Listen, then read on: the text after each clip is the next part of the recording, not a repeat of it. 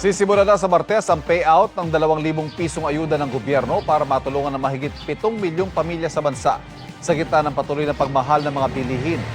Kung sino ang mga makikinabang dyan at paano yan makukuha, alamin sa pagtutok ni Jonathan Andan. Bigayan na naman ng ayuda sa susunod na linggo para sa 7.5 million households. Sa ilalim ito ng programang Uplift o United Package for Livelihoods Industry, Food and Transport na may pondong mahigit 12 bilyong piso. 3 grupo ng beneficiaries ang tatanggap ng tig 2,000 pesos bilang pananggalang sa inflation na dulot ng energy crisis. Paano natin sila tinukoy? Again, wala tong political interference, wala tayong kinuwang listahan mula kahit na kaninong local government official, kahit na kaninong public official, wala ho tayong kinuwang listahan sa kanila.